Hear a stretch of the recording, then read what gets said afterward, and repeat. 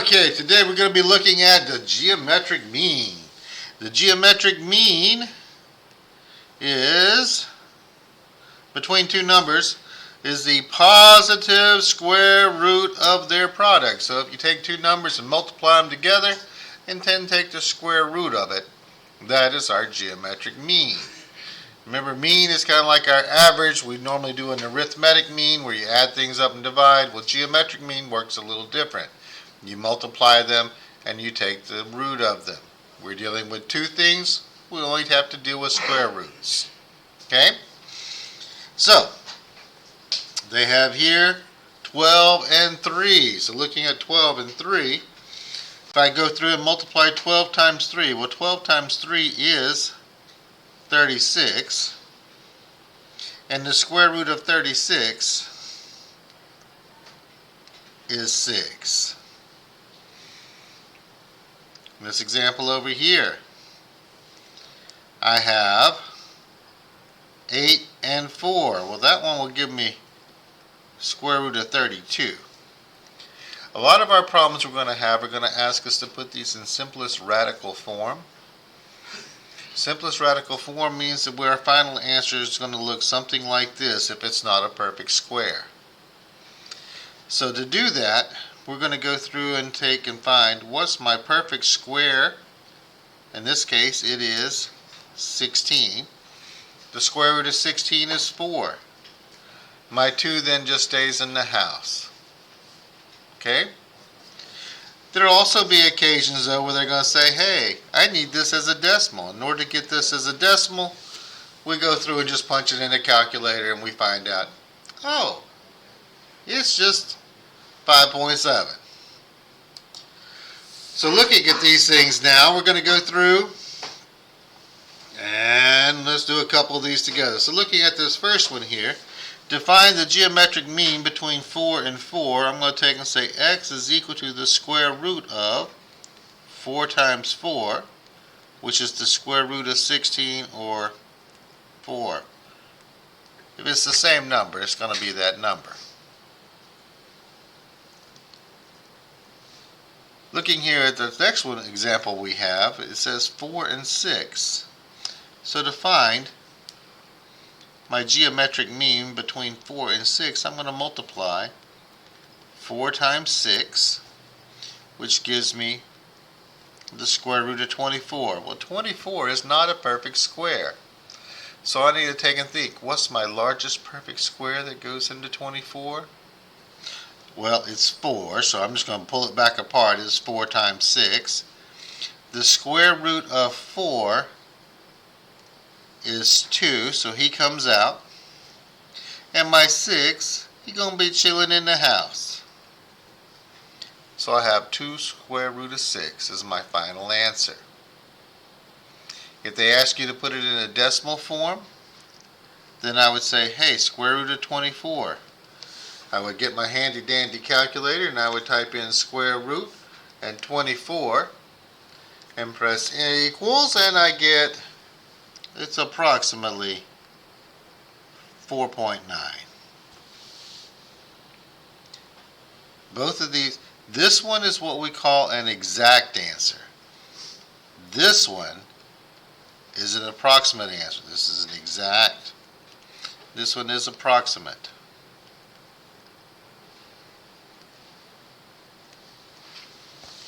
Depending on the applications you're doing or what the instructions tell us as to which one we might need to do. Let's look at one more example before we actually go do something with these. And that's here with 6 and 9. So the geometric mean for 6 and 9 is the square root of 6 times 9. That becomes the square root of 54. The largest perfect square that goes into them, we just had it.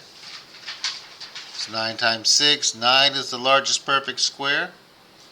The square root of 9 is 3. My 6 is chilling in the house. Stick a fork in that bad boy, he is done. Okay? Alright, so let's actually go and see what we can do with these things now that we have our geometric mean. So, we're going to be using this with our right triangles. We've been dealing with right triangles. So if I take and create an altitude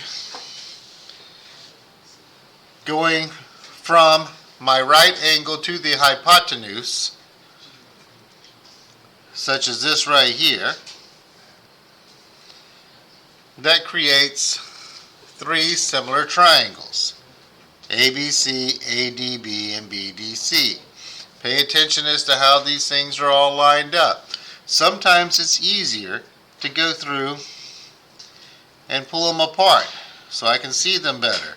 There's my right angle. This is A, this one is B, and this one is D. And then my other one over here comes out like this, is C, D, and B. So, notice that they have the letters here. A goes with A. These two are the same. Notice here C goes over here with the C. Okay? Those are the same. My right angle goes with my right angle, which goes with my right angle. Match the pieces up. It'll make them sense out of them so that we can set up proportions, which makes this a whole lot easier. They have here our geometric mean leg theorem that goes with right triangles. Okay? That we can go through and use.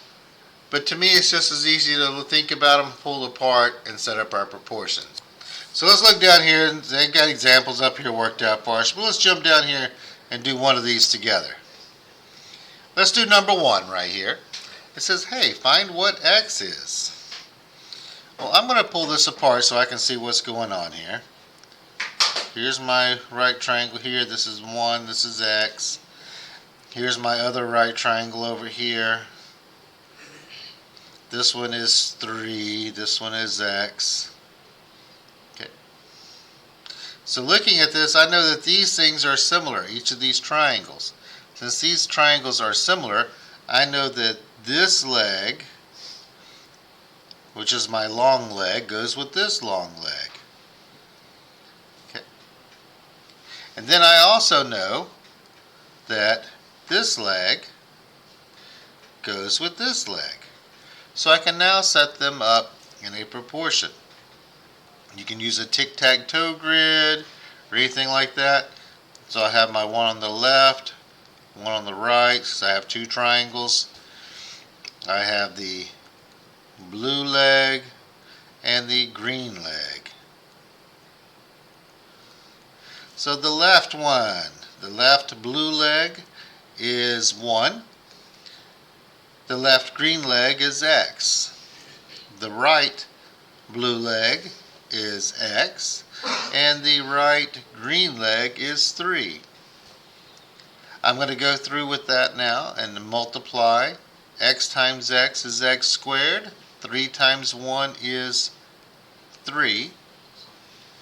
Take the square root of both sides. So I do the square root of this one and this one. And I see that x is equal to the square root of 3.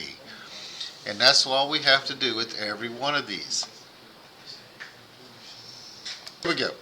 Okay, looking at number 2 here, we're going to go through. The first thing I like to do is pull it apart so that way I can look at the triangle separately. So here's my right angle. I know that this piece up here is 2, this is y, and this is x.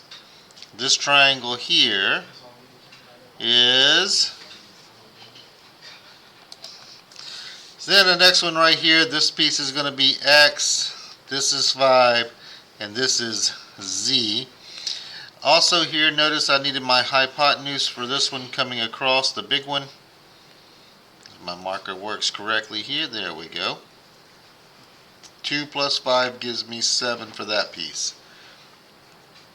I'm going to go through and label them here. So this is my short leg, goes with the short leg, and goes with the short leg.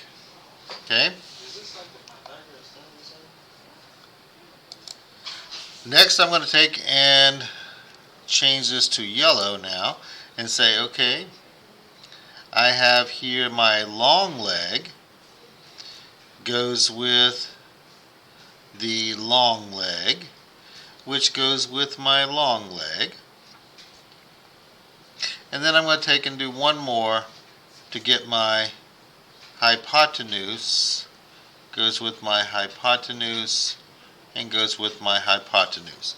So now I can go through and match these pieces up and figure out what do I need.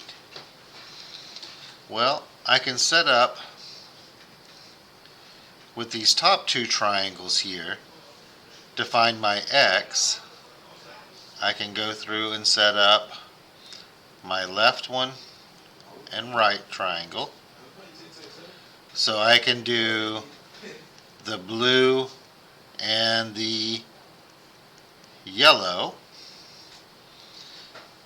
So the left blue is 2, the left yellow is x, the right blue is x, and the right yellow is 5.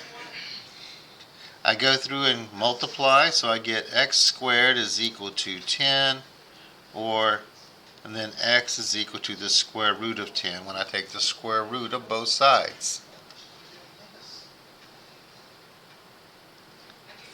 So that's one piece. Whoops. 10. Thank you.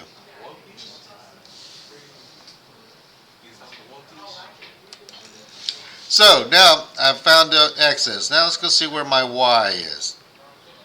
I can use my hypotenuse and my short leg, the blue one and the green one, to go find y.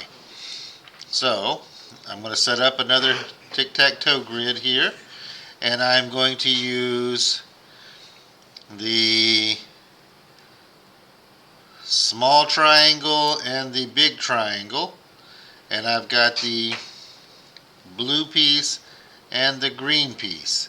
So for the small blue is 2. The small green is y. The big blue is y, and the big green is 7. I do my multiplying, and I get y squared is equal to 14. Take the square root of both sides, so y is the square root of 14. I have now found x, I have now found y. All that's left is to find z. To find z, z is a hypotenuse, so I'm going to use my hypotenuse again. So I'm going to use the hypotenuse and the yellow piece. So I have here my medium triangle and my big triangle. I've got the yellow and the green. So the medium yellow is 5. The medium green is z. The big yellow is z. And the big green is 7. Multiply, and I find that z squared is 35. Take the square root of both sides, and I find that z is equal to the square root of 35. And now we have found out what x, y, and z are.